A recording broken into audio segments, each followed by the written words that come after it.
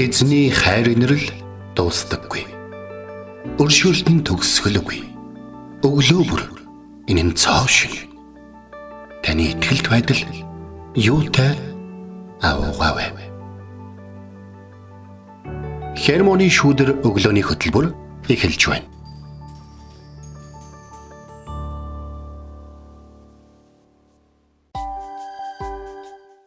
Шинэ 7 өдрийн мэнд. Шинэ 7 өдрийн мэнд хүргэе. Итгэл радиогийн эфирээс хермоны шүдэр өглөөний хөтөлбөр эхлэхэд бэлэн болсон байна. Эфирт пастор Сайна болон хөтлөгч Билгэнээр ажиллаж байна. Сонсогчдаа сайхан амарсан уу? Танд шинэ 7 өдрийн өглөөний мэндийг хүргэе. Тэгэхээр ямар ч улс үндэстэн дотор улс үндэстнийхээ нэрийг маш сайн авч явдаг нэг юм онцгой хүмүүс байдаг ч тийм. Тэгэхээр бурхан бол энэ дэлхийд байдаг 200 гаруй улсын хэдэн мянган үндэстэн байдیں۔ Тэрэн дотроос израильчуудыг сонгож авсан нэг тодорхой шалтгаан байдаг болов гэж итгэснээсээ хойш ирнэ би бодож явдیں۔ Тэгээд нэг ийм зүйл байгаа юм. Харин өнөөдөр Есүс Христийн загалмайн хийсэн тэр гавьяагаар хайраар дамжуулан аврагдсны дараа би хэн бэ гэдэг асуулт нь бидний хувьд бол маш чухал асуулт болоод байдаг л та. Гэлгүй яхаа тэгээд Есүс Христийн зорилго бол таны амьдралаар дамжуулан өөрийгөө илэрхийлэх явдал юм шүү гэдгийг битгий мартаарай. Христэд итгэгчид бид өөрсдөө маш их голдог шүү дээ. Бид өөрсдөө голсондоо Бурхны даалгасан ажлуудыг хийдэггүй. Учир нь бид Христийн үнэндэж харин өөрсдийн мэдрэмжтэй илүү итгэдэг учраас. Яг үнэ. Харин хэрвээ та мэдрэмжтэй бууж өгөх юм бол та амьдралдаа хизээж унахгүйгээр өөрийгөө голохгүйгээр ихийг гүйцэлдүүлж чадах юм аа. Тиймээс Христ таны дотор байгааг битгий мартаарай. Орчлын ертөнцийг бүх хөлдөн эзэмшигч тэр Бурхан таны амьдралд юу хэрэгтэй байгааг хинээс ч илүү мэдэж танд хэрэгцээтэй цагт хэрэгцээтэй бүхнийг үргэлж хангаж өгнө гэдэгт та итгэж байна уу? Амен. Тэгэхээр энэ асуултыг тунгаан бодоод энэ өглөөг энэ шинэ 7 өдрийг эхлүүлцгээе. Тэгээд энэ цагт эзний өмнө хамтдаа ирж түүнд алдар магтаалыг өргөцгөөе.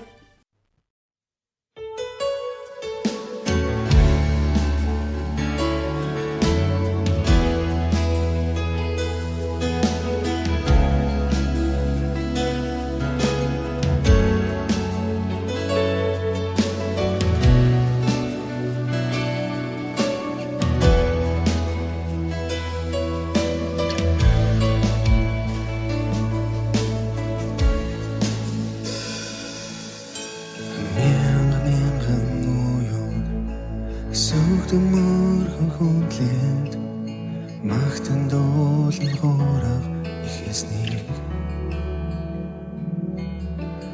бидний өмнөх хүмүүс хожим мэдхийг бүхэн магтан дуулан хоорох их эснийг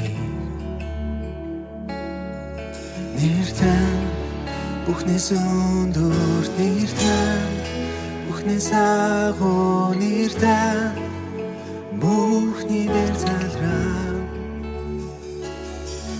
Бухачлал ирэх мэдлүүд хүч чадал эд байлгаж нэртэн Бухни дээр залраа тэнгэрч нармаа Харуу бүх бүтээлүүд маа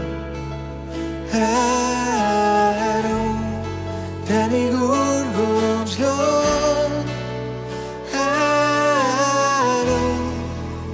харун тамохон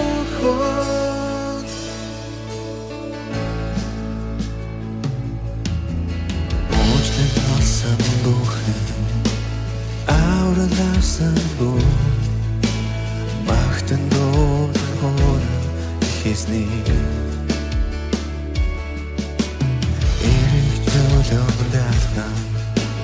Нэрийг тэнтэгчи магтан голан хора ихсний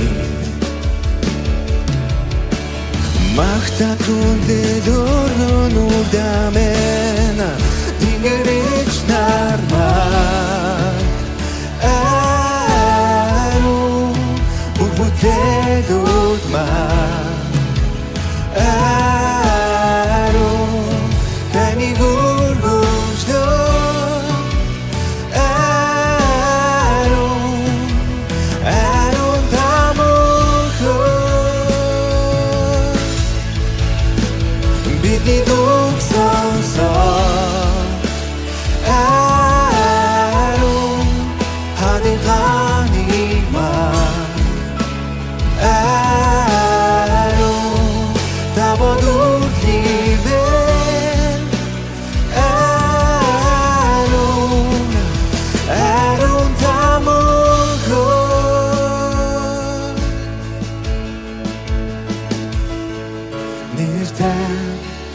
Бүхнээс өндөр нэртэй, бүхнээс агуу нэртэй, бүхний дээр залраа.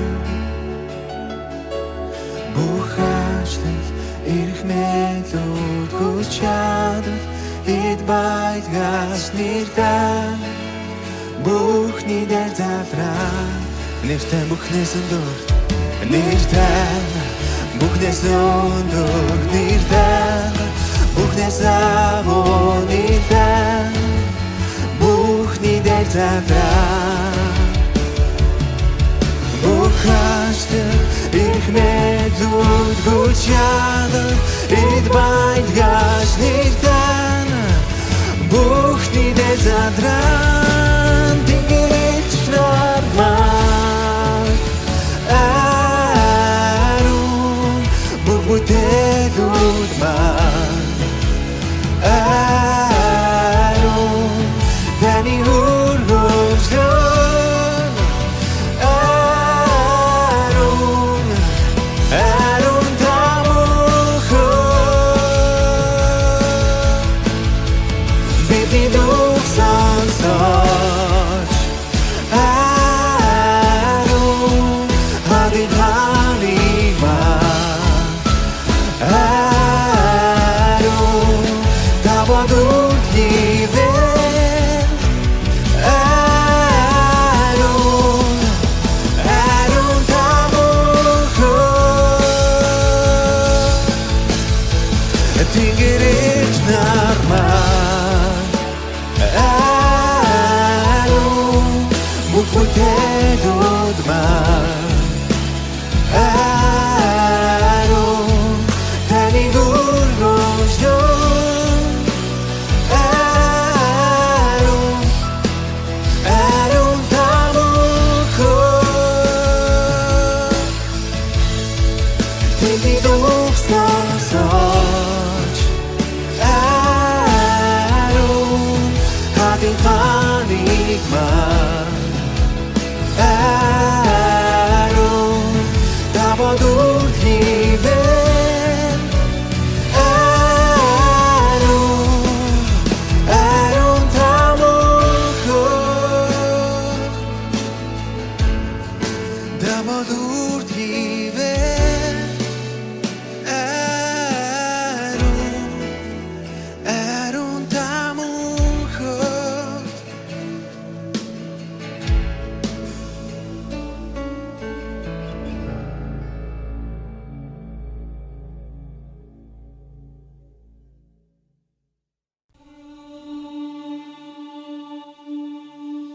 Өглөө бүр хайр инэрлээ надад сонсгооч. Танд л би итгэдэг үлээ. Явах замыг минь надад зааж өгөөч. Танд л би сэтгэлээ өргөн байна. Дуулал 143-ийн 8.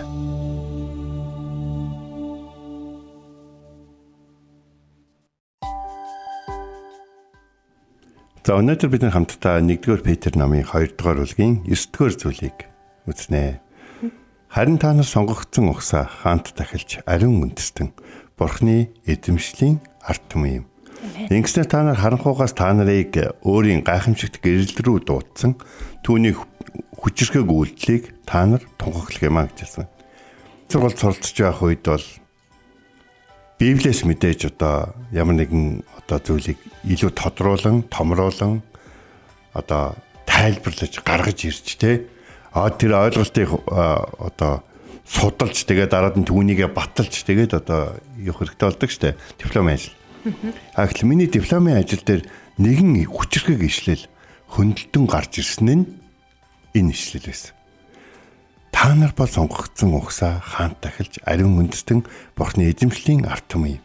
Ингэснээр та нар харанхуугаас өөрийгөө гайхамшиг руу дуудсан, гэрэл рүү дуудсан хүчрхэг үйлдэлийг нь тунхаглах юм а гэж.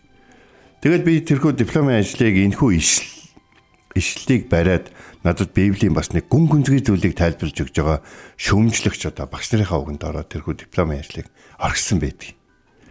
Тэгэхээр бид нэр заримдаа Библийг уншиж байх үедээ тэр Библийн гоё хэсгийг нь гэхээсээ илүү тэр Библийн цаана яг Бурхан хэлхийг хүсэж байгаа тэр үндсэн одоо үнэт зүйлийг нь ойлгох нь маш их чухал байдаг байхгүй. Зарим ишлийг бид нар ингээд араас нь харах шаардлагатай байдгийг бол урд нь бол бид нар олж ирсэн те. Тэгэхээр энэ ишлийг ч гэсэн яг араас нь харах боломжтой болж байгаа. Бид Бурхны хүчрхэг үйлсийг, үйлдэлийг хүмүүст тунхаглах юм. Тэгвэл бид ямар хүчрхэг үйлдэлийг нь тунхаглах гэдэг юм гэж. Тэнгуул энд хэлсэн байгаа байхгүй. Өөрийн гайхамшигт гэрэл рүү биднийг дуудсан гэж. Тэгэхээр тэр гэрэл рүү бид нар зөвхөн дуудагдаагүй байх нь шүү дээ. Бид нар зарим хүнээс жоохон төрүүлж дуудагдсан. Тэгээд бид нар дуудагдсан учраас дууддаг бурхан байдаг гэдгийг тэр бурханы дуудаад байгаа тэр бидэрт яриад байгаа санал болгоод байгаа гэрэл гэгээд амьдрал нь мөнхийн улсан тийм үү Есүс Христийн төлөөс нь хайр нь үнцэнтэй тооцдог бурханы авралын арга зам нь байдаг гэдгийг бид тунхаглана гэсэн үг болж байгаа байхгүй. Тэгэхээр бид тунхаглах болоод эхлэн гутал яг миний дипломын юм гарч ирж байгаа. За тэн дээр юу гарч ирж байгаа гэхээр хүн болгон тунхаглах юм уу? Хүн болгон пастор болд юм уу? Тэ? Хүн болгон удирдагч болд юм уу? Хүн болгон бэлэг авьяас бэлэгтэй болд юм уу? Итгэсэн бүхэнд одоо өгдөн гэж хэлсэн боловч өнөөдөр хүртэл үнэхээр итгэсэн бүхэн үнэхээр Есүс Христийн гайхамшгуудыг үйлдэн хийж явж байгаа мó гэсэн асуулт. Бурхан бүх хүмүүсийг аврал дуудаж байгаа боловч ажил үйлсүүдээ бол сонгогдсон хүмүүсээр л дамжуулан хийж байгаа юм шүү. Бүх хүмүүсээр дамжуулан хийж байгаа гэж юу? Гэсэн нэг тийм асуулт бол байсан. Гэтэл бид бүгдээрээ гэрч байхаар дуудагдсан юм билэ. Юуны харанхууд амьдарч исэн бид нарыг өөрийн гайхамшигт гэрэл рүү дуудаж чаддаг, биднийг аварч чаддаг, биднийг хайрлаж чаддаг, тэ биднийг өөр нэгэн болгож чаддаг нэгнийг гэрчлэхээр дуудагдсан юм билэ. Бурхан биднээр дамжуулан өөрийн алдрыг үндэстнүүдэд тунхаглахын тулд зөвхөн өөрийнхөө сонгосон ард түмнийг биш, өөрт нь сонгогдсон бусад улс үндэстнүүдийг өөр бусад бас улс үндэстнүүдэд сайн мэдээг тараалахын тулд дуудсан байдаг. Тэгэхээр Есүс Христийн хэлсэн олон ишлүүд байдаг л да тий. Надад энэ сүргээс гадна өөр олон хонь сүрэг байгаа гэж. Тэгэхээр тэр өөр олон хонь сүргийнхэн нэг нь бид байсан бай. Бурхан биднийг үргэлж ингээд зүрх сэтгэлдээ болон өөрийнхөө хайранд багтаадаг байж. Бас Есүс Иохан 17 дугаар бүлэг дээр дагалдагчдынхаа төлөө тайлбарч байхдаа нэг хэлсэн үг байдаг. Тэр нь үхээр би зөвхөн эдний төлөө биш. Эднэр дамжуулан дан дээр ирэх. Надад итгэх хүмүүсийн төлөө залбирч байна гэж. Дагалдагчид хүмүүс сайн мэдээ тарааж, тэр хүмүүс нь хүмүүс сайн мэдээ тарааж, тэр хүмүүс нь хавчлагтай тулсан боловч итгэл дотроо үлдэж, тэднийг итгэл дотроо үлдэхийг харсан хүмүүс тэднээс сонсон зүйлээ өвлөн авч бас сайн мэдээг тарааж, энэ маягаар хэдэн зуун жил явсаар өнөөдөр радио үйлчлэлийг одоо хэл нэгтнүүдтэй те монголоор ойлгож сонсох боломжтой хүмүүст эзний үг сургаалыг тунхаглах боломжтой болтол монголчууд сонгогдох хүртэл эзний гайхамшигт үнэн явагцаар ирсэн байна. Тэгэхээр монголчуудыг бурхан гэрэл рүү дуудах сонирхолтой. Тэгээд нөгөө манай алдарт уран зохиолчийн хэлсэн, яран найрагчийн хэлсэн нөгөө хүмүүсийн тогооны доторх шиг харанхуу гэж тий. Тэгэхээр бурхан биднийг өнөөдөр нэг юм харанхуу амьтад одоо энэ бүдүүлэг гэдэг утгаараа биш тий. Үннийг мдээгүй, жинхэнэ гэрлийг олоогүй гэдэг тэр бидэнд ууж хандсан, уужуу хандсан, хайраар хандсан бурханы тэр зүрх сэтгэлийг бид тунхаглах юм.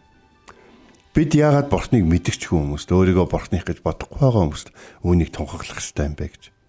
Тэгэхээр бурхан биднийг одоо юу гэдгийг эзэмшиж биднээр дамжуулан улс үндэстнүүдэд өөрийн хайрыг түгэхийг хүсдэг. Тэгэхээр бид бол бурханы эзэмшлийн ард түмэн. Тэр таахан ишлээ харж байгаа бол бид хойноосоо ингэ явж байгаа. Бид бурханы эзэмшлийн ард түмэн. Харин урдаас нь хин явж исэн бэ гэхлээр Авраамыг сонгож аваад Израилийн ард түмнийг бий болгосон. Тэгээд бурхан Авраамд юу гэж амласан бэ гэхээр те би чамаар үндэснийг бий болгож чиний үр удам Тэнгэрийн од шиг олон болох болно гэж. Тэгээд тэр явсараад сүүлд нь тэр бурхны тэр Тэнгэрийн од шиг олон болно гэдэг тэр үг нь ямар утга учиртай байсан мэхээр Авраам итгэсэн учраас Тэнгэрийн од шиг олон үр удамтай болж байгаа байхгүй.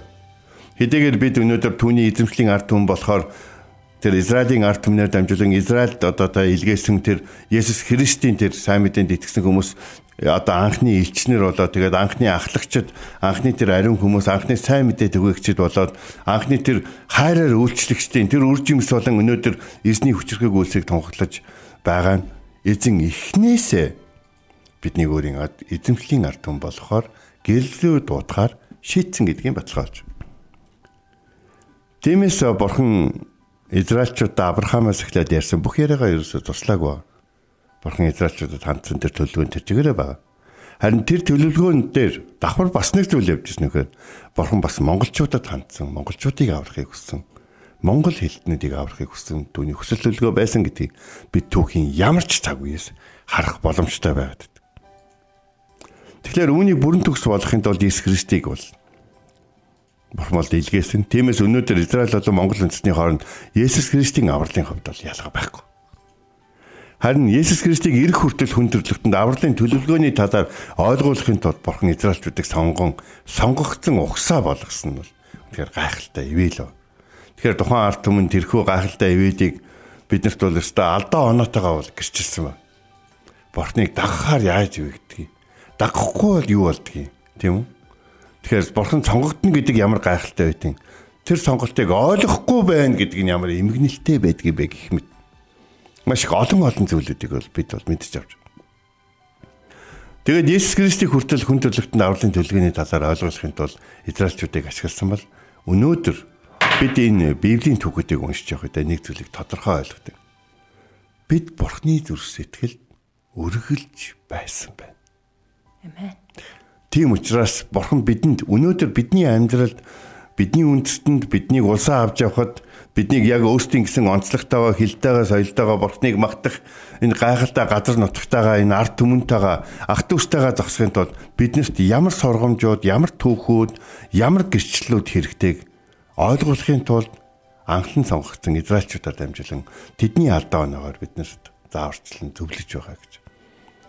Бурхан биднийг өөрийн гайхамшигт гэрэл рүү дуутахдаа өөрсдийг нь дуудаж байгаа Бурхныг таньж мэдээд бид бусдад тунхаглан гэдгийг эхнээсээ мэдчихсэн учраас тэгж. Би хэн болоод тунхаглах юм бэ гэдэг суугаад одоо үлдээд. Та бол Бурхны ариун үндэст.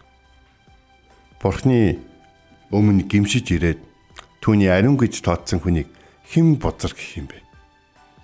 Бурхны өмнө гимшиж ирээд түүнээс өршөөлийг хүсээд өршөөлөө авчихсан хүнийг хэн нүгэлтэн гэх юм бэ?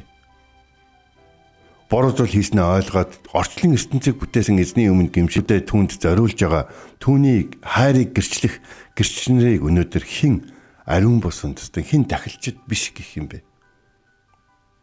Өнөөдөр өөрийн амьдрал залуунаас олон зүйлүүдэд орхиод эзэнт заа гэж хэлээд үйлчилж байгаа. Тэгээд Бурхны ард түмнийг дахин алдаа гаргасан ч гэсэн дахин Бурхныг үүсгэсэн ч гэсэн дахин гэм нүглийн дунд унсан ч гэсэн түүний өргөөх сахинга тэднийг ирэх болгонд нь хүлээж авч эцэгт нь зуурчилж өгч Иесус Христийн хайраар тэднийг дахин хүлээж авч хайрлаж урамшуулж тэднийг хүсэл мөрөөдөлтөй болон итгэл үнэмшлийг нь босгож тэдний төлөө залбирж өгч тэдэнтэй хамт зовлонгийн дунд зогсож уналтыг нь хуваалцж байгаа эдгээр хүмүүс Бурхны сонгосон дахилчид биш гэж өгнө.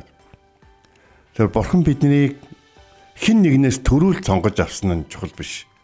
Харин Бурхан биднээр дамжуулан өөрийнхөө гайхамшигт гэрэл рүү хүмүүсийг дуутахыг хүсдэг гэдэг нь хамгийн чухал зүйл байгаад байгаа юм. Өнөөдөр бид нар нэг улаан шугамар таслагдана гэдэг чигтээ бид нар таслагдаад орчиж байгаадаа баярлах нь биш. Харин биднээр дамжуулан эзний сайн мэдээг сонсох хэрэгтэй олон хүн байдаг гэдгийг мэддэг байх нь чухал байгаа. Харин Иохан номонд ингэсэн байна л да. Та нар ертөнцийн хүмүүсийн донд миний гэрэл давс болох болно гэж хэлсэн. Хэрвээ бүтнээр нь хуучин гэрээтэй шинэ гэрээтэй хэрвээ бид уншаад үзэх юм бол Иесус Христийн доторх Бурхны өршөөл нэгүслийг хүсэж байх юм бол түүнийг нь хэрэгцээтэй хүмүүст нь тунхаглахыг хүсэж байгаа бол таныг гайхамшигтай гэрэл рүү дуутсан Бурхны тэр гайхалтай цаг мөчийг үргэлж талархан дурсаж байгаарай гэж.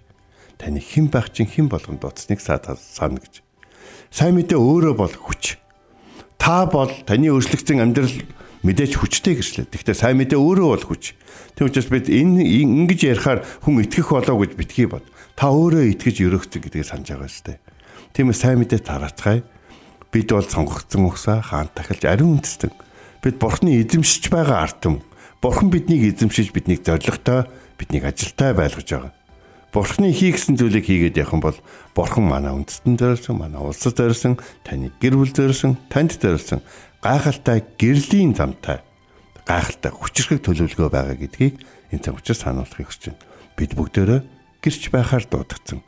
Бас Бурхны хүмүүсийг гайхамшигт гэрэл рүүгээ дуудаж байгаа тэр хайрыг нь тунхаглахаар төрүүлэн дуудагдсан. Амен. Бид бол харанхуугаас гэрэл рүү дуудагдсан хүмүүс илээ.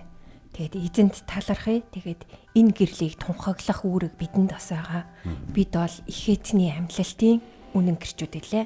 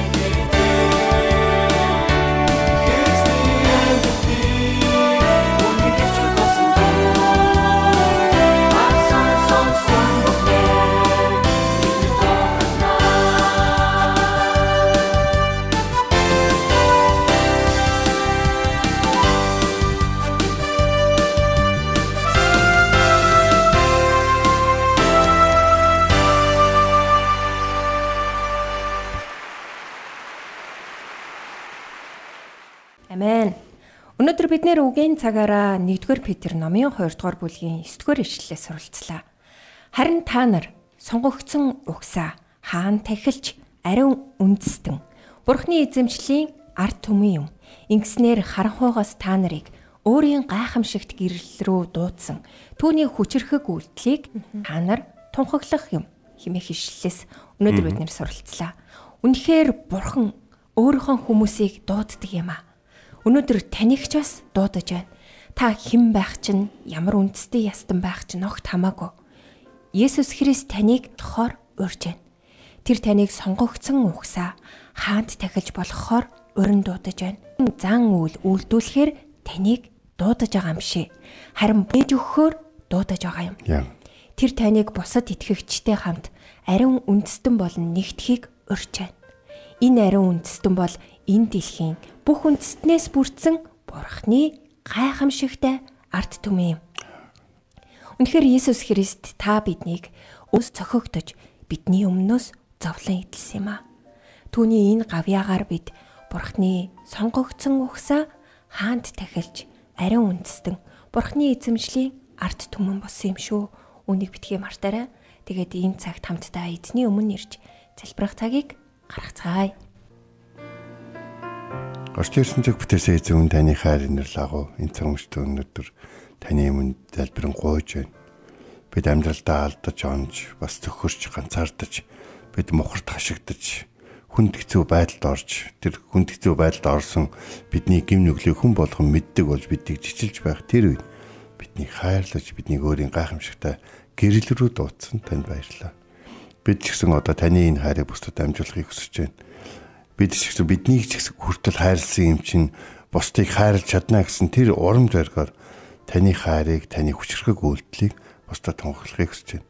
Сайн мэдээ тарах хүч чадлыг өгөөрэй. Сайн мэдээний дотор хайртай хүмүүсийнхээ төлөө амьдралд нь хийж өгч болох хамгийн чухал зүйлийг хийхэд та биднийг ашиглаарай. Есүс Христийн нэрээр залбирэн гуйж байна. Амен. Энд хүрээд хермоны шүдэр өглөөний хөтөлбөр өндөрлөж байна. Бидэнтэй хамт байсан сонсогч танд баярлалаа. Маргааш эргээд энэ цагтаа уулзцгаая. Эзэн таныг харж хандах болтугай.